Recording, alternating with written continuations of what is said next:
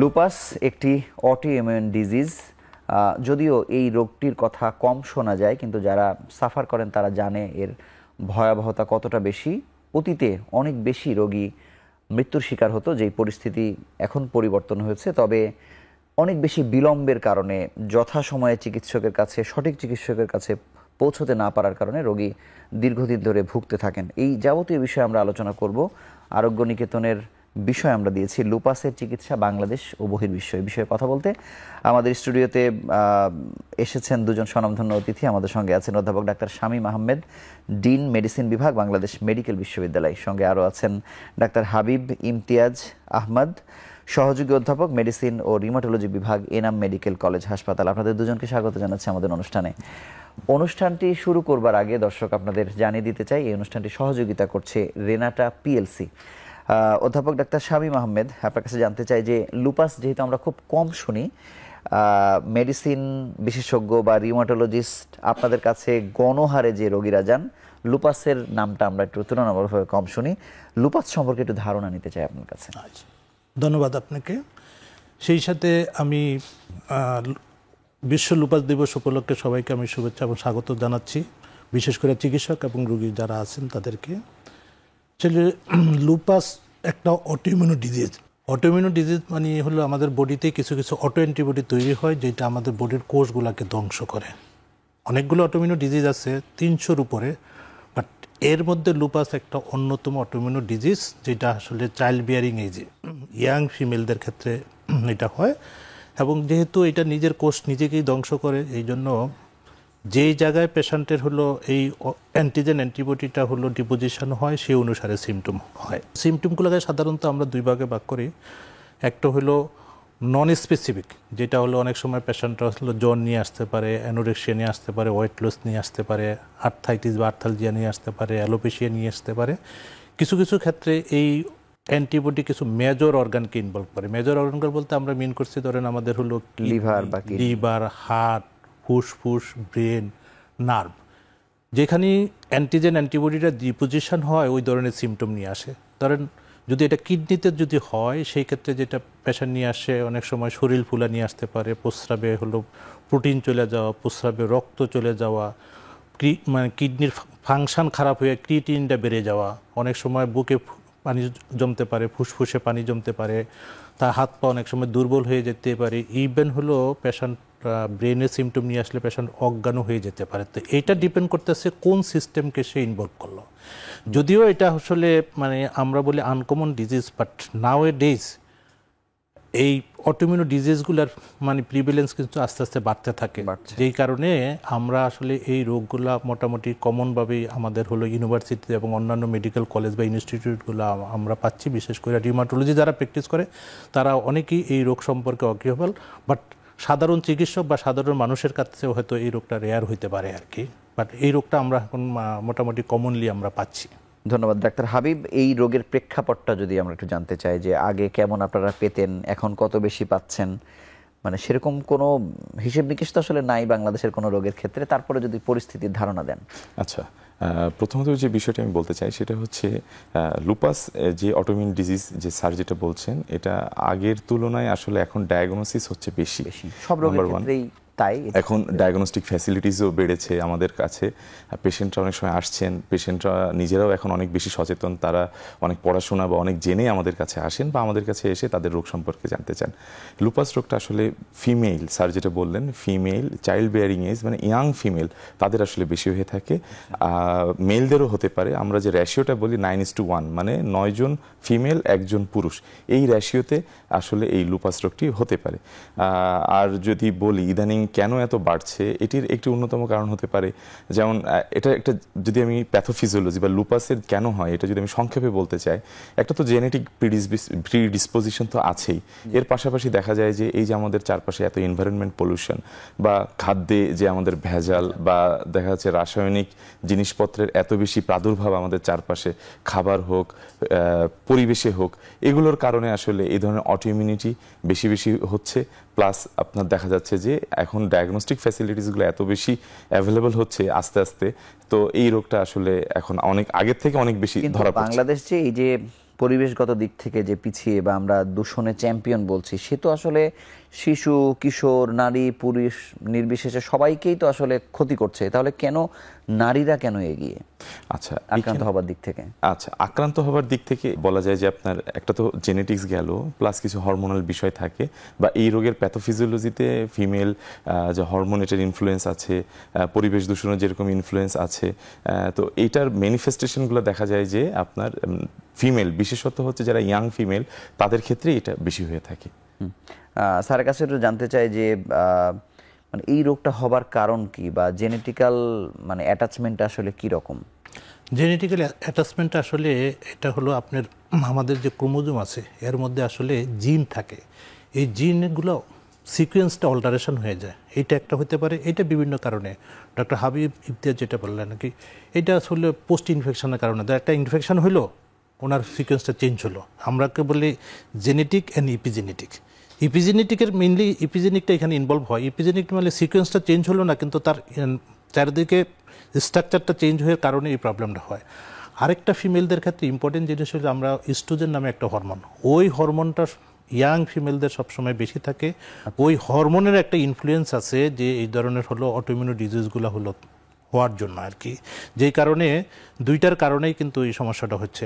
আর আরেকটা জিনিস আমরা এক্স ক্রোমোজোম, মেয়েদের দুইটাই কিন্তু এক্স ক্রোমোজোম, যেই কারণে এই প্রবলেমটা হয়। এক্স ক্রোমোজোম প্লাস হলো আপনার হরমোনাল কারণে পেশেন্টের এই অটোইমিউন ডিজিজগুলো বেশি হয়, তার সাথে এনভায়রনমেন্টাল ইনফ্লুয়েন্স করে। তারপরে পোস্ট ইনফেকশন হইতে পারে, অনেক সময় রেডিয়েশন হইতে পারে, এটা যে কোনো স্ট্রেসফুল কন্ডিশনের কারণে হইতে পারে।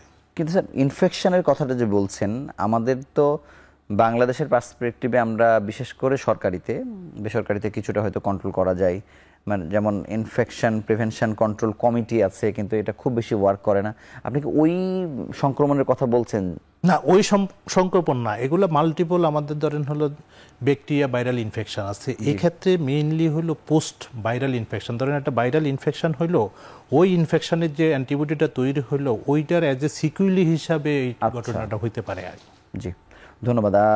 ডাক্তার হাবিব, আপনার কাছে জানবো যে যেহেতু এই রোগটি একেবারে পা থেকে মাথা পর্যন্ত সব অঙ্গকে এফেক্ট করতে পারে, ক্ষতিগ্রস্ত করতে পারে, এখানে এই সিমটমের ক্ষেত্রে বুঝতে এক ধরনের অসুবিধা তো আসলে হয়।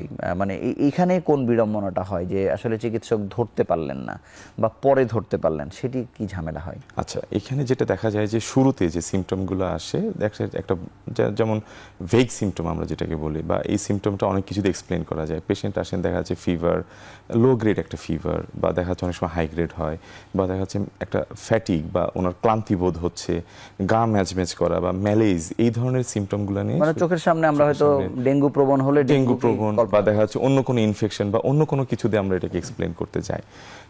আরেকটা যেটা হয় যে অনেক সময় দেখা যাচ্ছে শুরুতেই উনি ওনার যে স্যার যেটা বললেন যে অর্গান ইনভলভমেন্ট, সেটা নিয়ে চলে আসছেন, কিডনি সমস্যা নিয়ে চলে আসছেন, তখন হয়তো বা কিডনি রোগে আক্রান্ত, ওইরকম কিছু একটা, বা এটা যে একটা কনস্টিলেশন বা সবগুলোকে যে কম্পাইল করে যে একটা সিমটম বা একটা সিনড্রোম দিয়ে ব্যাখ্যা করা, দেখা যাচ্ছে সব লক্ষণ একই সময়ে আসে না।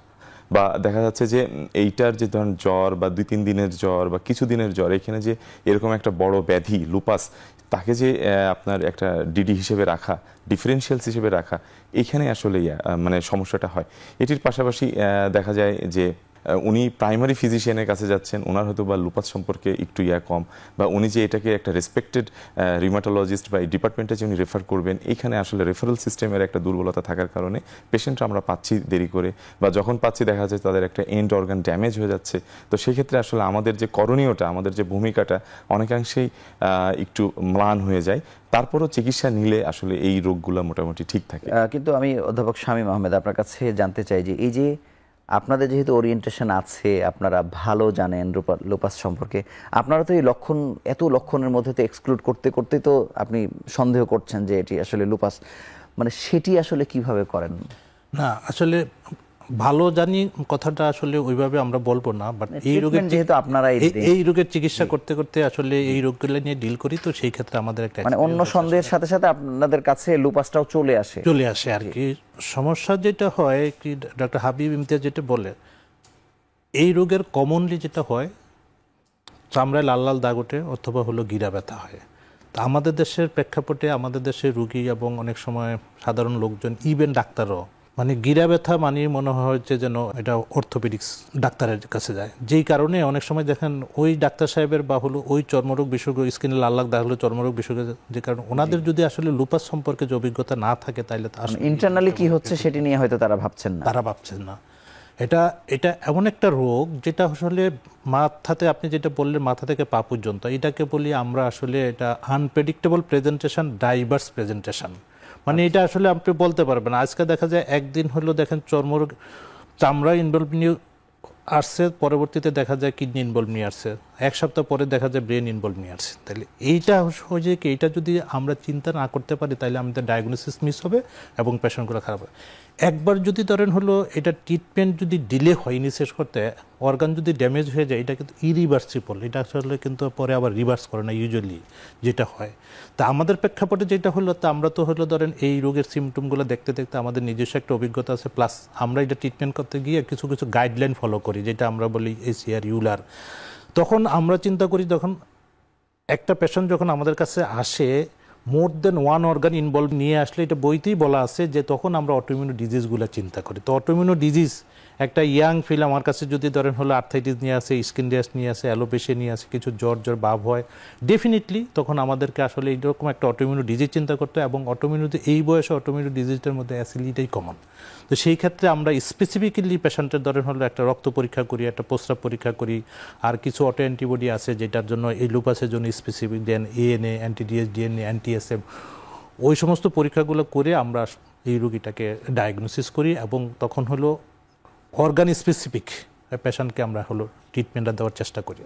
ডাক্তার হাবিব, অন্য রোগের ক্ষেত্রে যেমন রোগীও অনেক সময় বুঝে যান যে ঠিক আছে আমি হয়তো এই রোগে আক্রান্ত হয়েছি, লুপাসের ক্ষেত্রে এরকম ঘটনা তো ঘটে না। এখানে একটি মেইন সমস্যা হচ্ছে যে লুপাস নিঃসন্দেহে, বা স্যার যেটা বললেন লুপাসটা আনপ্রেডিক্টেবল, আসলে লুপাস একটি গ্রিক শব্দ যার অর্থ হচ্ছে নেকড়ে। নেকড়ের আক্রমণ যেরকম বোঝা যায় না, বা সে কি প্ল্যান করছে, কিভাবে আক্রমণ করবে, সেখান থেকে আসলে এই রোগের নামকরণটা হয়েছে, নাম্বার ওয়ান। নাম্বার টু, যে জিনিসটা হচ্ছে অনেক সময় যেটা হয় যে সবাই আমরা বাতরোগ বলতে মানে জনসাধারণের মনে যেটা থাকে সেটা হচ্ছে যে গিরা ব্যথা হবে, গিরা ফুলে যাবে, বা গিরাটা ভাঁজ করতে পারবো না, এই ধরনের কিছু লক্ষণ হতে পারে। কিন্তু এটার সাথে যে একটা ইন্টারনাল অর্গানের যে একটা সম্পর্ক আছে, বা ইন্টারনাল অর্গান ড্যামেজ হওয়ার যে একটা হতে পারে, এই জিনিসটা আসলে থাকে না।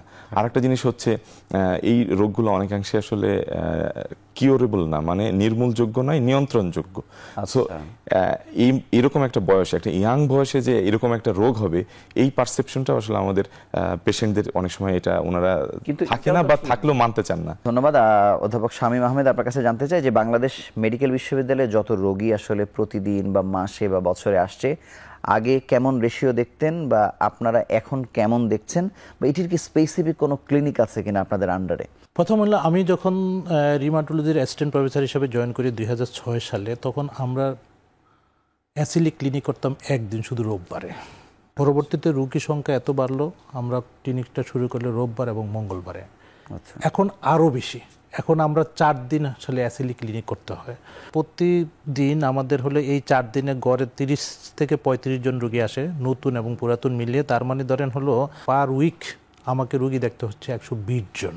এটা হলো আমাদের ডিপার্টমেন্টের জন্য, আমাদের ক্লিনিকের জন্য এটা একটা হিউজ বার্ডেন আমি বলবো।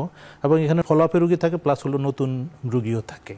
এবং এই বাড়ার কারণেই এখন আমরা আসলে আমাদের মানে সোসাইটি বলেন, যেন আমি বাংলাদেশ রিমাটোলজি সোসাইটির জেনারেল সেক্রেটারি, এবং আমাদের ডিপার্টমেন্ট বলেন বাংলাদেশ মেডিকেল ইউনিভার্সিটির রিমাটোলজি ডিপার্টমেন্ট বলেন, আমাদের ইচ্ছা, আমরা চাচ্ছি এই পেশেন্টগুলো একটু ডিসেন্ট্রালাইজ করে দেওয়ার জন্য। না হলে আমরা এত রোগীর বার্ডেন, অন্যান্য জেনারেল রিমাটোলজির রোগী তো আছে, শুধু অ্যাসিলি রোগী ধরেন আমি যদি ইভেন 120 জন সপ্তাহে রোগী দেখতে হয়, তার মানে কিন্তু অ্যাসিলি রোগী একজন রোগী দেখতে আমাদের দেখা যায় 15 থেকে 20 মিনিট টাইম দিতে হয়। তার মানে আমাদের হলো অনেক সময় শুধু হলো ডেডিকেট করতে হয় শুধু লুপাস রোগীদের দেখার জন্য। আপনাকে অসংখ্য ধন্যবাদ। আমরা ছোট্ট একটি বিরতি নিয়ে আলোচনায় ফিরছি।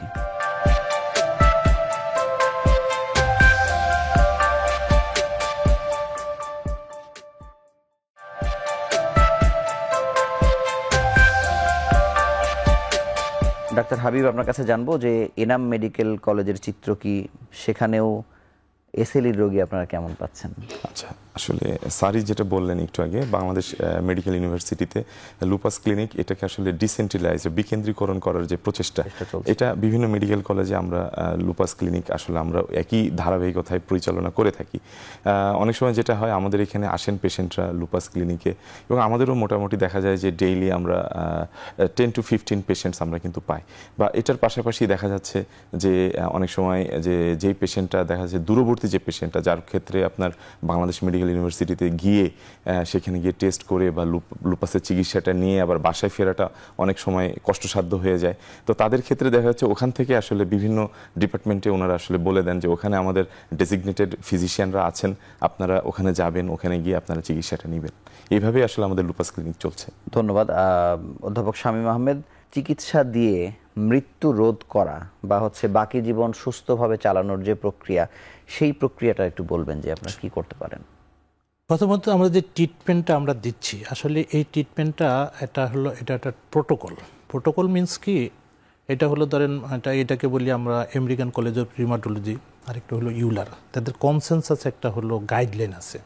আমরা সবসময় আমার রিউমাটোলজিক্যাল বা অটোইমিউন ডিজিজের ট্রিটমেন্ট দিতে হলে আমরা ওই গাইডলাইনটাকে ফলো করি। যেহেতু এটা একটা অটোইমিউন ডিজিজ এবং এটা লাইফ লং ডিজিজ, এই রোগ কখনো ভালো হয় না, বাট এটা কন্ট্রোল করি আমরা ওষুধ দিয়ে।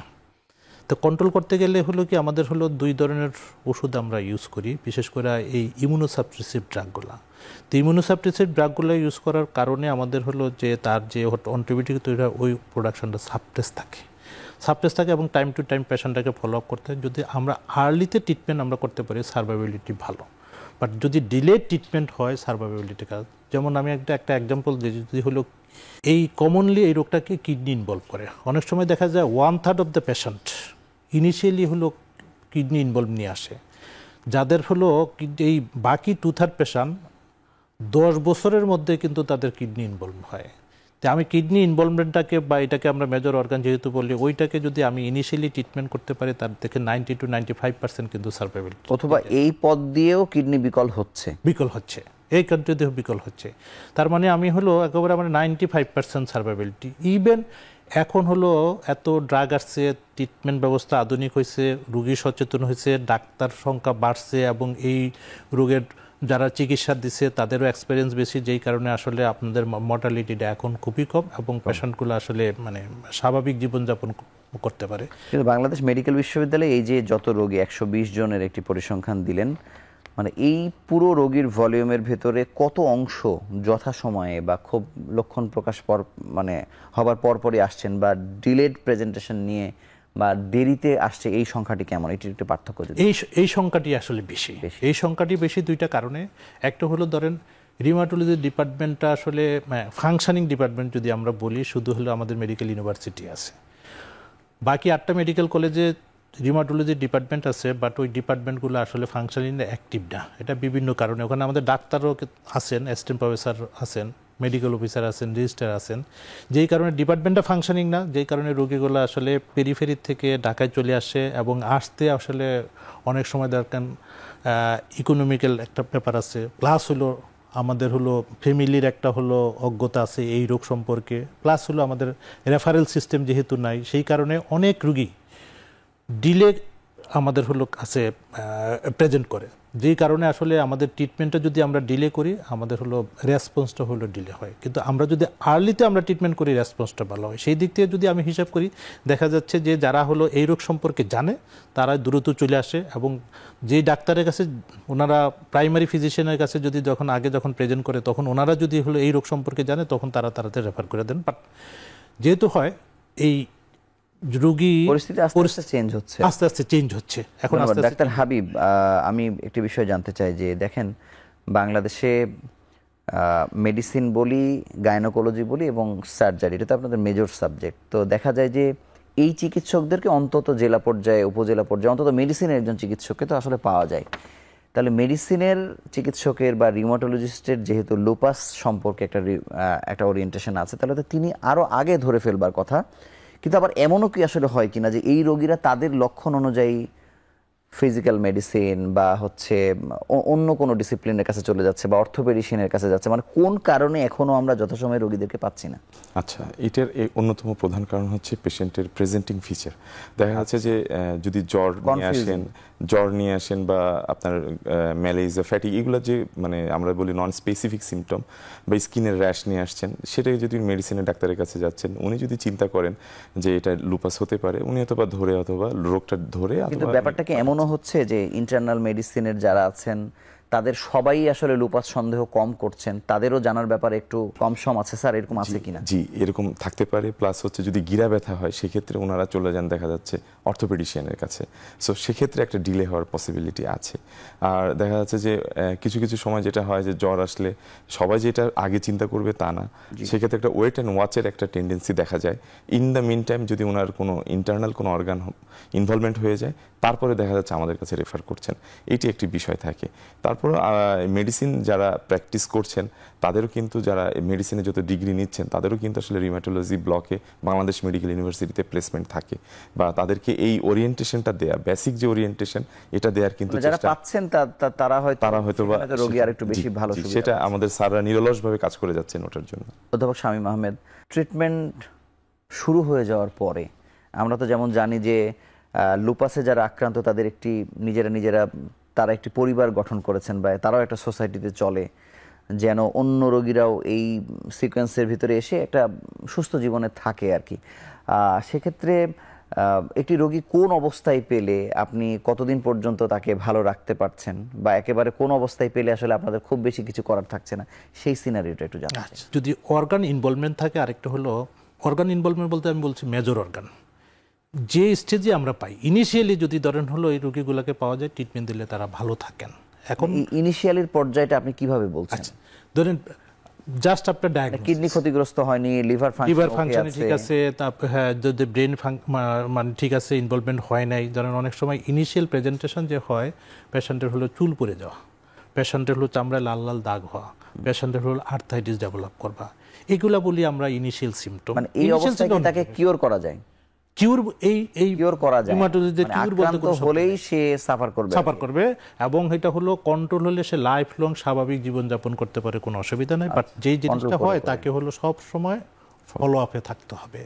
রিউমাটোলজিতে ফলো এবং এসএলই রোগীদের ফলো আপের কোনো বিকল্প নাই। এই ফলো আপ কি আপনি 1 মাস বলছেন না 3 মাস বলছেন? এইটা আমরা ডিপেন্ড করতেছি পেশেন্টের কন্ডিশনের উপর।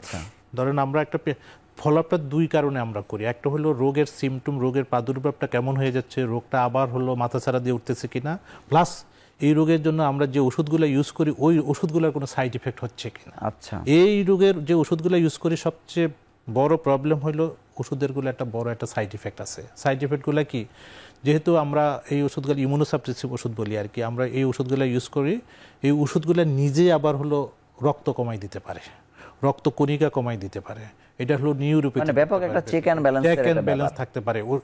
এই ওষুধ এই রোগকে কন্ট্রোল করে, বাট ওষুধ আবার হলো রোগীর ক্ষতি করে।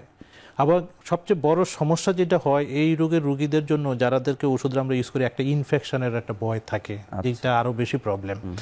এই জন্য আমরা বলি সব সময় রোগীর কোনো সমস্যা থাকুক আর না থাকুক, 3 মাস পর পর পেশেন্ট হইলো জাস্ট একটু ফলো আপে থাকবে, কিছু রুটিন পরীক্ষা, যেমন একটা ব্লাড কাউন্ট করলো প্লাস একটা ইউরিন পরীক্ষা করলো।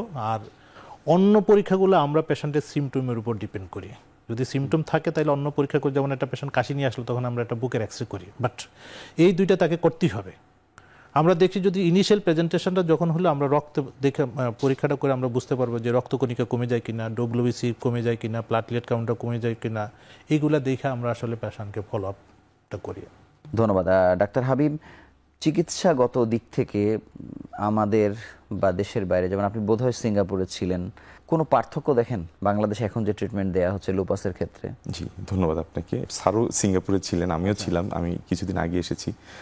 ওদের ওখানে যেটা হয় যে ধরেন easy accessibility and referral system এত বেশি ভালো ওদের ওখানে, যে একজন জিপি প্রথমে যখন পেশেন্টটাকে পান এবং রেগুলার ফলো আপ করেন, এবং সেটার পরে যখন উনি ধারণা করেন যে ওনার এখানে লুপাস যে রোগটা হয়েছে সেটি ওরা ওখানে ক্যাটেগরাইজেশন করে যে এই লুপাসের এটা কি মাইল্ড নাকি এটা মডারেট নাকি সিভিয়ার, মানে এটা কি মৃদু মৃদু নাকি মাঝারি নাকি তীব্র, এরকম একটা ক্যাটাগরাইজেশন করার পরে ওনারা রেসপেক্টেড কনসালটেন্টের কাছে পেশেন্টটাকে পাঠিয়ে দেন। পরে ওই রেসপেক্টেড যিনি কনসালটেন্ট আছেন উনি সেই পেশেন্টের বিভিন্ন রকম স্কোরিং, স্কেলিং, মানে মাত্রাটা কীরকম, ওষুধের ডোজ কীরকম হবে, এই জিনিসগুলোকে উনি তারপরে এনশিওর করেন। এবং এই যে সিস্টেমটা এত বেশি ভালো, সেক্ষেত্রে দেখা যায় যে পেশেন্টকে কষ্টটা কম করতে হয়, সেটা টোটাল হেলথ সিস্টেমই একসাথে ওনার জন্য কাজটা করে দেন। আমাদের দেশে এই জিনিসটারই আসলে অভাবটা মানে এটি আসলে লুপাসের ক্ষেত্রে বলা যায় না, ওভারঅল চিকিৎসা ব্যবস্থাটা এভাবে ফাংশন করে স্যার, তাই তো? কিন্তু ট্রিটমেন্ট ওনারা যা দিচ্ছে লুপাসের রোগীকে, আমরা তো আর ব্যতিক্রম কিছু দিচ্ছি না। আমি বলি ধরেন হলো ট্রিটমেন্ট, শুধু আমি আমার রিউমাটোলজির কথা আমি বলতেছি, ওই সিঙ্গাপুর বা ইংল্যান্ডে বা আমেরিকাতে বসে যে ট্রিটমেন্টটা দিবে সেম ট্রিটমেন্ট আমি বাংলাদেশে বসে, ঢাকা শহরে বসে আমি দিতে পারি। প্রবলেম যেটা হলো, ডিফারেন্সটা হলো ডক্টর হাবিব ইমতিয়াজ যেটা বললো সিস্টেমের কারণে। সিস্টেম, ধরেন একজন রোগী আমার কাছে আসলো, আসার পরে আমাকে কিন্তু অনেক কিছু, একটা ইনভেস্টিগেশন দিলে 3 দিন লাগে, রুগী অনেক ফাইন্যান্সিয়াল কনস্টিটিউশন কারণে ইনভেস্টিগেশনও করতে পারে না। আর আরেকটা জিনিস হলো ডাক্তারের ক্রাইসিস, আমরা জানি না এই লুপাস রুগীটা বা রিউমাটোলজি রুগীটা কার কাছে যাবে। ওদের দেশে কিন্তু এই সিস্টেমটা না। সিঙ্গাপুরে তো আমি কাজ করে আসছি, আমি একটা হসপিটালে বা বড় একটা হসপিটাল, যেটা হলো মানে আমি বলবো সিঙ্গাপুরের সবচেয়ে বেশি রিউমাটোলজি রোগী ওই হসপিটাল, অ্যান্টিওয়ার্ড পান্তোকসন হসপিটাল, আমি ওখানে কাজ করে আসছি। তা আমি দেখেছি ওদের হলো একটা পেশেন্ট ফুল আছে, পেশেন্ট নিজের আসলো, ওদের হলো ওই টাইম মতো, ডেট মতো রুগীরা চলে আসে, যেই কারণে আসলে কোনো সমস্যা হয় না। বাট ট্রিটমেন্ট প্রোটোকল যদি আপনারা বলেন, আমরা সেম ট্রিটমেন্ট প্রোটোকল ফলো করি, বা সিস্টেমের কারণে আমরা আসলে অতটুকু, মানে সেক্ষেত্রে তো সব রোগের ক্ষেত্রে সেই সাফারিং আছে আর কি, সিস্টেমের যে দুর্বলতা। আপনাকে অসংখ্য ধন্যবাদ। আমরা আরো একটি ছোট্ট বিরতি নিয়ে আবার আলোচনায় ফিরছি।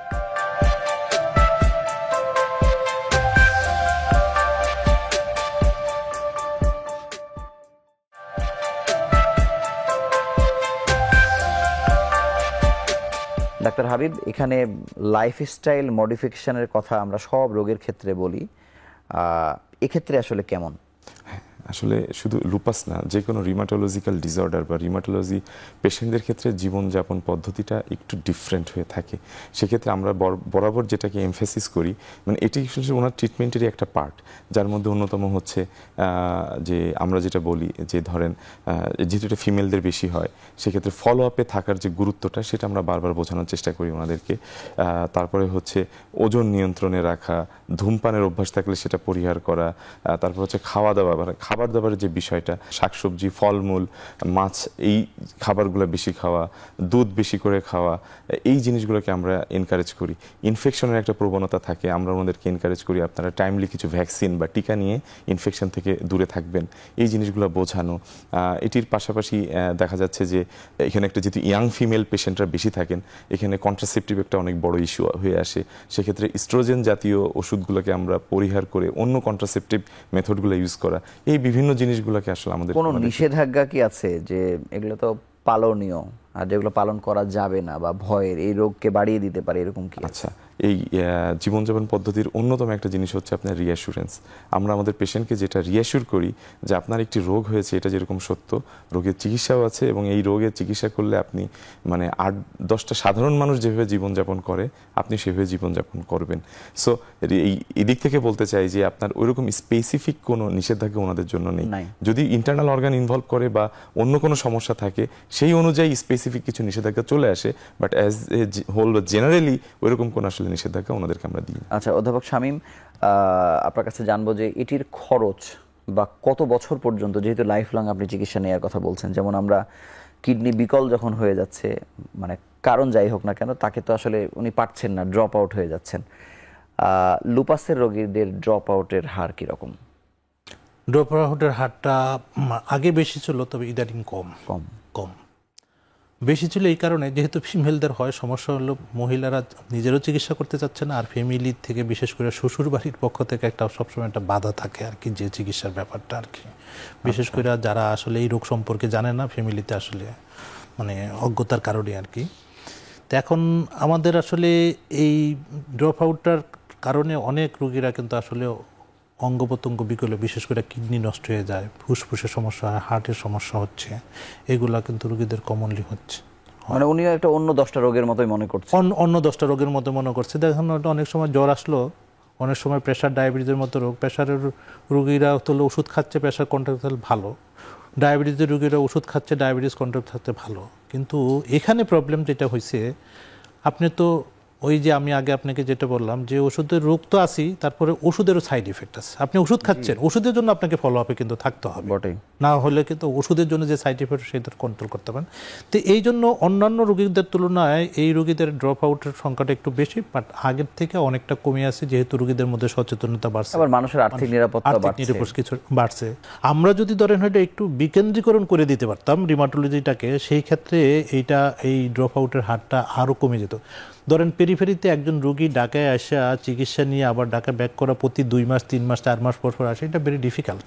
এটা আমরা যেমন সৈয়দ আতিকুল হক স্যারকেই একবার মানে প্রশ্নই আমি করেছিলাম যে মানে উনি মানে পোস্ট ক্রিয়েশনের জায়গাতে খুব বেশি কাজ করতে পারেন নাই, এই সাবজেক্টটাকে যত বেশি পরিচিত করতে পেরেছেন বা এটি নিয়ে যত কাজ করতে পেরেছেন, এটির অনেক বাস্তবতার কথা উনি বলেছেন। কিন্তু এখন আপনারা কি চান, মানে কি হলে বা পোস্ট ক্রিয়েশনটা কোন পর্যায়ে গেলে অন্তত রোগীদের এই সাফারিংসটা কমতো, বা রিমাটোলজিস্টটা কতদূর পর্যন্ত ছড়িয়ে আছে বাংলাদেশে? না, যদি স্যার তো আসলে সত্যি কথা বলে, স্যার তো আমাদের ডাইরেক্ট সবার আমরা টিচার, হ্যাঁ, এবং বলা যায় যে বাংলাদেশের একজন মডেল চিকিৎসক। না, শুধু বাংলাদেশের মডেল চিকিৎসক না, উনি মডেল চিকিৎসক। হলো বিশেষ করে রিমাটোলজি সম্পর্কে যেখানেই আপনি যাবেন ওনার নাম বললে সবাই চিনে।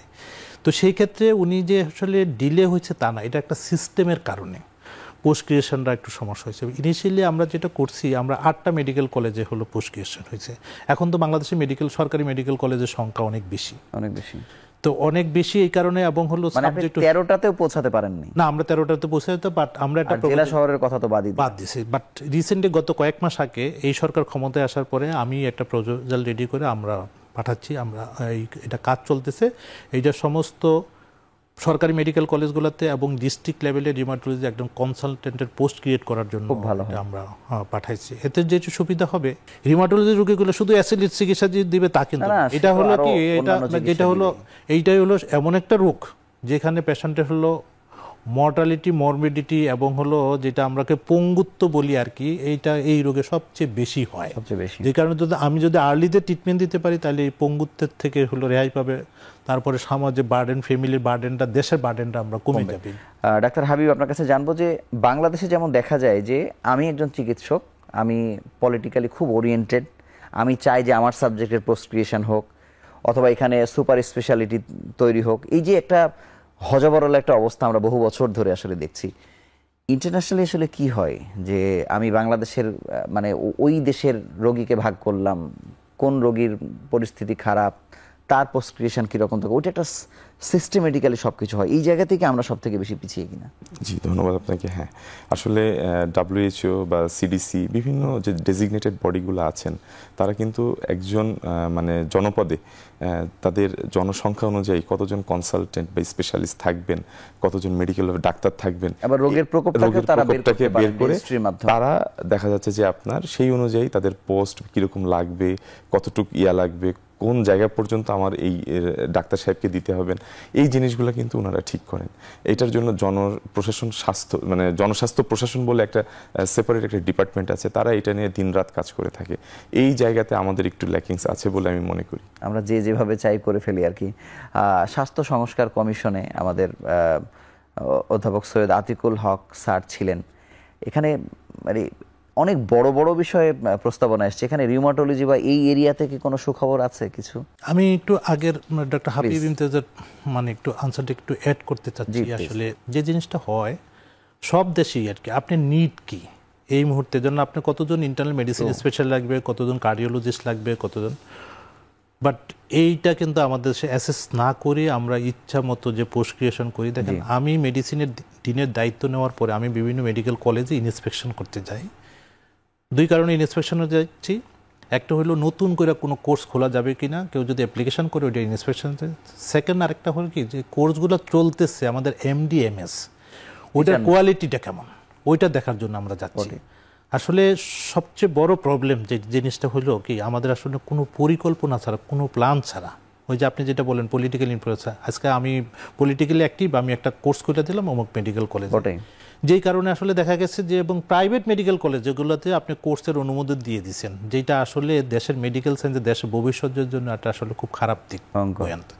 তো এখন আমরা চাচ্ছি এগুলা কিভাবে রিফর্ম করে, যে আসলে রিফর্ম করাটা ভেরি ডিফিকাল্ট। এখন আমরা বন্ধের সুপারিশও করছি, কিন্তু আমি দিলাম কেন যে পারে না, যে মেডিকেল কলেজ আসলে না, একটা জিনিস একটা আপনি শুরু করে দিয়ে আবার আপনি বন্ধ করে দিবেন, এটা কিন্তু আসলে ভেরি একটা হলো খুব কঠিন। আমার গ্রামে রাজশাহী বিশ্ববিদ্যালয় থেকে 5 কিলোমিটার দূরে একটি মেডিকেল কলেজ আছে, এবং আমরা তো এটিকে বলি যে মৃত্যু ফাঁদের মতো। যদি সেটি না থাকতো তাহলে তিনি হয়তো সরাসরি রাজশাহী মেডিকেলে যেতেন, কিন্তু যখনই উনি একটা হোপ পাচ্ছেন এখানে একটা মেডিকেল কলেজ আছে, ওখানে যেতে গিয়েই তো উনি আরেকটা ভুল করছেন, এবং আমরা অসংখ্য দুর্ঘটনা আসলে দেখছি। না, এটা তো হচ্ছেই, এটা তো হবে, কারণ মেডিকেল কলেজ বন্ধেরও সুপারিশ করা হয়েছে স্বাস্থ্য বিভাগের পক্ষ থেকে। আমি জানি না, আমরা যতটুকু শুনছিলাম পেপার পত্রিকাতে দেখা 26টা মেডিকেল কলেজ, 6টা হলো গভর্নমেন্ট মেডিকেল কলেজ এবং 20টা প্রাইভেট মেডিকেল কলেজ সরকারিকেও আমার বন্ধ করা লাগছে, বন্ধ করার জন্য ওনারা হলো প্রস্তাবনা দিয়েছে। জানি না এটা কি হয়, বাট এটা একবার অনুমোদন দিয়ে দিলে এটা বন্ধ করা কিন্তু এটা ডিফিকাল্ট। আবার এই মানের কারণে আমরা অ্যাক্রিডিটেশনও হারিয়েছি, সেটিও আমাদের জন্য একটি গলার কাটা হয়েছে। এই অ্যাক্রিডিটেশন হারানোর কারণে বাংলাদেশে যে কতটুকু মূল্য দিতে হবে, বিশেষ করে ডাক্তার সমাজে হচ্ছে তো অলরেডি তো অন্য দেশের ছাত্ররা তো আসছে না। আমাদের দেশকে মেডিকেল হলো এডুকেশন থেকে আমরা কত পিছিয়ে দিছি এইটা দেখলে বোঝা যায়। আজকে যদি আমার এমবিবিএস ডিগ্রির অ্যাক্রিডিটেশন না থাকে তাহলে এই ছেলেপেলেগুলো হলো কি করবে? 12,000 ছেলে ভর্তি হচ্ছে মেডিকেলে, 12,000 এমবিবিএস ডাক্তার, এবং আমাদের হলো এমডি এমএসসি ভর্তি হচ্ছে হলো আপনার 1400-র মতো। আমরা যখন মেডিকেলে পরীক্ষা দেয়া তখন সারা বাংলাদেশে হলো 8টা মেডিকেল কলেজ ছিল, 150 করে পোস্ট ছিল, 1200 আমরা 1200। কিন্তু এখন দেখেন আমার হলো শুধু বাংলাদেশ মেডিকেল ইউনিভার্সিটি থেকে আমরা হলো এমডি এমএস ডিগ্রি দিচ্ছি হলো প্রতি বছর 1200-এর উপরে। আপনাকে ধন্যবাদ। আমরা আরো একটি বিরতি অর্থাৎ শেষ বিরতি নিয়ে আলোচনায় ফিরছি।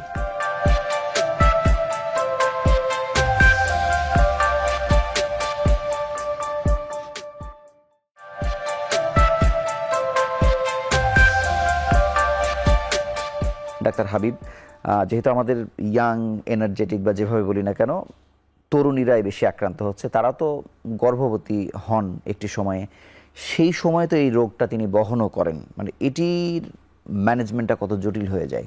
লুপাস ইন প্রেগনেন্সি এটি একটি বড় চ্যালেঞ্জিং একটা বিষয়, এবং এক্ষেত্রে দেখা যায় যে দুটি ডিপার্টমেন্ট, বিশেষত গাইনি ডিপার্টমেন্ট এবং আমরা রিউমাটোলজিস্ট যারা আছি তাদেরকে আসলে সমানভাবে কাঁধে কাঁধ রেখে এই চ্যালেঞ্জটাকে মোকাবেলা করতে হয়।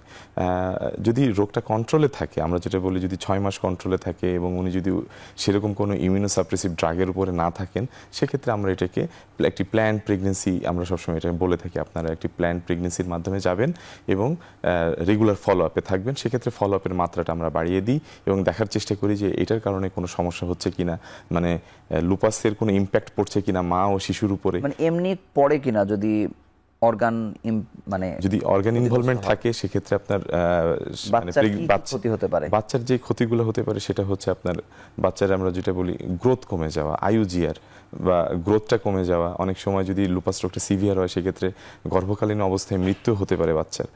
এটির পাশাপাশি অনেক সময় দেখা যায় যে রিকারেন্ট অ্যাবর্শন হয়ে যায়, মানে উনি প্রেগনেন্সিটা ধরে রাখতে পারছেন না, 10 সপ্তাহ পরে দেখা যাচ্ছে ওনার অ্যাবর্শন হয়ে যাচ্ছে। এটার পাশাপাশি এটি হচ্ছে মানে প্রেগনেন্সির উপরে যে ব্যাড আউটকামটা, বা যদি কোনো ড্রাগ পেয়ে থাকেন সেই ড্রাগের কারণে বাচ্চার উপরে বিভিন্ন রকম সাইড ইফেক্ট এগুলো আসতে পারে। তার মানে হচ্ছে যে এই সময়ে গাইনোকোলজিস্টের পাশাপাশি অবশ্যই রিউমাটোলজিস্টদের কাছেও তার একটি নিয়মিত যোগাযোগ থাকা লাগবে বা ফলো আপে থাকা লাগবে। স্যারের কাছে একটু জানতে চাই যে বাংলাদেশ মেডিকেল ইউনিভার্সিটির সাবেক উপাচার্য আমাদের এখানে এসেছিলেন, অধ্যাপক সাইদুর রহমান। আমরা কয়েকদিন আগে বর্তমান উপাচার্যের সঙ্গে কথা বলেছি। একটি স্বপ্ন ছিল বাংলাদেশ মেডিকেল বিশ্ববিদ্যালয় একটি গুণগত পরিবর্তনের দিকে যাচ্ছে, এটি একটি রেফারেল সেন্টারের মতো হবে, গণহারে সবাই সেবা নেবে না, একইভাবে একাডেমিক্যালি এটাকে অনন্য মাত্রায় নিয়ে যাওয়া হবে, ওষুধের সহজ প্রাপ্যতার ব্যাপারে একটু জোরদার করা হবে। এই 9 মাসে কি কি করতে পারলেন বা কোন দিকে যাচ্ছি আমরা? আসলে এক কথায় যদি আমি আনসার দিই, এটা বড় ডিফিকাল্ট, কিন্তু সেই দিকে আমাদের যে স্বপ্ন বাস্তবায়নের ক্ষেত্রে আমরা অনেক অনেক দূর হলো পিছনে। এটার হলো বিভিন্ন কারণও আছে। যদি একটা কারণ বলি, দেখেন বিগত সরকারের আমলে যে কাজটা হয়েছে 15-16 বছরে, 15-16 বছর ম্যাক্সিমাম ক্ষেত্রে যারা আসলে যোগ্য, যারা আসলে ডেডিকেটেড, যে কোনো সাবজেক্টের ক্ষেত্রে বলি, তাদেরকে কিন্তু প্রমোশন দেওয়া হয় না একটা বিবেচনায়, যে হলো এরা মানে ভিন্ন মত পোষণ করে পলিটিক্যালি। আমরা এটা 15-16 বছর পর্যন্ত দেখেছি, 15-16 বছর পর্যন্ত। তো এখন এই রাজনৈতিক বিবেচনায় যখনই আপনি হলো প্রমোশন, ট্রান্সফার, পোস্টিং এগুলা করবেন, তখন তো এই সমস্যাগুলো হবে। এবং আপনি যাবেন 15 থেকে 16 বছর অনেক আমাদের ডাক্তাররা বসেছিল পোস্ট গ্রাজুয়েশন করে, তাদের কোনো প্রমোশন হয় নাই। তো গত কয়েক মাস থেকেই এই আমাদের এই প্রশাসন, আমি ধন্যবাদ দিচ্ছি এই প্রশাসনকে, ওনারা অনেক কষ্ট, অনেক ত্যাগ তিতিক্ষা স্বীকার করে একটা হলো পর্যায়ে হলো নিয়ে আসছেন, এদেরকে হলো প্রমোশন দিয়েছেন। এখন আমাদের হলো আসলে একটু এডুকেশনটাকে রিফর্ম করার একটা ব্যাপার, তো চেষ্টা চলতেছে। বাট এইটা আসলে অনেকগুলো স্টেক হোল্ডার আছে, অনেকগুলো স্টেপ আছে, সবগুলা কিন্তু আসলে এটা ভেরি ডিফিকাল্ট। তবে চেষ্টা চলছে। তো আরেকটা যে জিনিসটা হলো রেফারেল সিস্টেম, এইটা রেফারেল সিস্টেম করলে ভালো হইতে পারে, এটা ভেরি ডিফিকাল্ট। এটা এখন একটা জেনারেল হসপিটালের মতো হয়ে গেছে। আপনি কখনোই কোনো জেনারেল হসপিটাল দিয়া পোস্ট গ্রাজুয়েট মেডিকেল এডুকেশনটা কিন্তু আসলে কোয়ালিটি কখনো ইমপ্রুভ করা যায় না, যেটা আসলে আমাদের কর্তৃপক্ষ এবং সরকারেরও বোঝা উচিত। বাট সমস্যা যেটা হয়েছে, আপনি যদি এটা রেফারেল সেন্টার করে দেন, তাহলে এই রুগীগুলো কোথায় যাবে? তার পাশেই দরকার হয় আরেকটা হসপিটাল করা, আর না হলে আপনাদের এই রুগীগুলো কোথায় যাবে? ধরুন আজকে আমি অ্যাসিডলি রুগী লিমিটেড করে দিই, আমার তো অন্যান্য হলো ডিপার্টমেন্টগুলো ফাংশনিং না, তাহলে আমার এই রুগীগুলো কোথায়? তো আছে যে আমাদের অদক্ষতা, দুর্বলতা, ভুল প্ল্যানিং, এগুলো কারণে তো আমরা এত বড় একটা প্রজেক্ট নিয়ে সেটা তো সফল করতে পারছি না, সেগুলো তো আছে। স্যার, আমরা অনুষ্ঠানের শেষ প্রান্তে ডাক্তার হাবিব আপনার কাছে জানবো যে লুপাসের ক্ষেত্রে যাদের পরিবারে বা বংশে এরকম সমস্যা আছে বা কেউ আক্রান্ত হয়ে আছেন, তারা কত সহজ ছোট পরীক্ষার মাধ্যমে তিনি একবার অন্তত স্ট্যাটাসটা জেনে নিতে পারেন? আচ্ছা, প্রথম এই প্রশ্নটা আসলে আমরাও আমাদের দৈনন্দিন প্র্যাকটিসে পাই, যে দেখা যাচ্ছে যে কারো বংশে যদি লুপাস হয় বা অন্য কারো এটা হতে পারে কি না। আমরা এটা যেভাবে বলি যে ওনার হয়তো বা সাধারণ 8-10টা মানুষের থেকে ঝুঁকিটা বেশি, কিন্তু এটা আছে বলে যে তার হবেই, আর কারো হবে ওই বংশে, বিষয়টা আসলে এরকম না। তবে হ্যাঁ, যদি লক্ষণ এরকম দেখা যায়, অবশ্যই উনি যেন দেরি না করে একজন বাতরোগ বিশেষজ্ঞ শরণাপন্ন হন এবং অল্প কিছু টেস্টের মাধ্যমেই এই রোগটাকে নির্ণয় করা যায়। স্যার, আমরা তো আশা হতাশা দুই ধরনের কথাই বলছি, লুপাস রোগীদের ক্ষেত্রে আশার কিছু কথা শুনতে চাই। আশার কথা হলো, আসলে প্রথম কথা হলো অনেকের ধারণা আছে যে এটা সোয়াসি রোগ কিনা। এটা সোয়াসি রোগ না, এটা জিন বুতের কোনো আসর না, এইটা একটা রোগ, এটা চিকিৎসা করলে ভালো হয় এবং সুস্থ স্বাভাবিক পাবে। আগে অনেক ওষুধ ছিল না, চিকিৎসার পদ্ধতি অত ভালো ছিল না, এখন চিকিৎসার জন্য অনেক নতুন নতুন ওষুধ, চিকিৎসা পদ্ধতি অনেক উন্নত, প্লাস এই রোগের ডাক্তারও আছে। কাজেই লুপাস রোগী বা লুপাস ফ্যামিলি বা পরিবারের সদস্য হতাশ হওয়ার কোনো কারণ নাই। আমাদের এখন 100-র উপরে রিমাটোলজিস্ট আছে, প্রতি বছর ধরেন 5-6 জন, 6 মাস পর পর হলো 5 থেকে 6 জন করে বের হচ্ছে আমাদের। আমরা চেষ্টা করতেছি এই রিমাটোলজি ডাক্তারদেরকে ডিসেন্ট্রালাইজ করে দেবে বিভিন্ন মেডিকেল কলেজে, এবং ইভেন ডিস্ট্রিক্ট লেভেলে যদি আমাদের পোস্ট ক্রিয়েশনটা হয়ে যায়, তাহলে তো ইভেন ডিস্ট্রিক্ট লেভেলে হলো রিমাটোলজির ডাক্তার পাবে। কাজী রুগীদের হতাশ হওয়ার কোনো কারণ নাই। ইনশাল্লাহ রুগীরা যদি ঠিকমতো ওষুধ সেবন করে, ফলো আপে থাকে, তাইলে সুস্থ স্বাভাবিক অন্যান্য মানে মানুষের মধ্যেই তারা জীবনযাপন করতে পারবে। আর আরেকটা কথা আমি বলতেছি যে এই রোগের সাথে বাচ্চা নেওয়া না নেওয়া, হওয়া না হওয়ার কোনো সম্পর্ক নাই। এর মধ্যে হলো কোনো ওষুধ, আর অনেক সময় লুপাস রোগীদের কাছে কিছু অটো অ্যান্টিবডি তৈরি হয়, যেটাকে আমরা বলি অ্যান্টিফসফোলিড অ্যান্টিবডি সিন্ড্রোম। বাচ্চা নেওয়ার আগে রুগীরা হলো ওই পরীক্ষাগুলো দরকার হয় করিয়ে নিবে, এবং হলো যদি 6 মাস থেকে 1 বছর হলো লুপাসটা কন্ট্রোল থাকে, তাই উনি বাচ্চা নিতে পারবে, এতে কোনো সমস্যা নেই। এবং যারা লুপাস রোগীদের নিয়ে যে পরিবার গঠন হয়েছে অসংখ্য মানুষ, তাদের সাথে আপনাদের অ্যাটাচমেন্টটা কেমন থাকে? না, এটা একটা খুব ভালো দিক বলবো। আমি বলবো সমস্ত রোগী, সব রোগীদের কিন্তু এরকম একটা হলো মানে তৈরি করলে ভালো হয়। কারণ হলে কি, এতে অনেক মিসকনসেপশন দূর হয়ে যায়। আগে অনেকেই বলতো যে হলো ইন্ডিয়া লাইফ টাইম এক্সপেরিয়েন্সটা উনি আরেকজনের কাছে শেয়ার করতে পারে, কারণ হলে কি বলতে পারছেন না, রোগীকে বলুন। কারণ এই রোগীরা অনেকেই দেখে বিদেশে চিকিৎসা নিয়ে আসছেন, ওখানে গেলে যে আসলে তেমন কোনো ডিফারেন্স নাই, এইটা অন্তত সেটা তো রোগীরা এসে বলেনও, আবার মেল ট্রিটমেন্টের শিকার হন, মেল ট্রিটমেন্টের শিকার হয়। কারণ অনেক সময় ধরেন হলো বিদেশে গেলে যে ভালো চিকিৎসা পাবে, ওই রোগের ডাক্তার বা ওই রোগ সম্পর্কে যার অভিজ্ঞতা তেমন নাই তার কাছে গিয়ে যদি দেখায় তাহলে সে তো ভালো চিকিৎসা পাবে না, সে তো মেল ট্রিটমেন্ট, সেটা বাংলাদেশের জন্য আরো খারাপ অবস্থা হবে। তো এই মিসকনসেপশনগুলো দূর হওয়ার জন্য আসলে এরকম একটা সংগঠন তৈরি করলে ভালো হয়। ওনাদের সাথে আমাদের যোগাযোগ হয়, আমরা অনেক সময় একসাথে প্রোগ্রামও করি, রোগীদেরকে অ্যাওয়ারনেস ডেভেলপ একটা পরিবারের মতো হয়ে গেছে আর কি। স্যার, আপনাকে ধন্যবাদ এবং আপনাদের দুজনকে আমাদের সঙ্গে যুক্ত হওয়ার জন্য আন্তরিকভাবে অভিনন্দন জানাচ্ছি।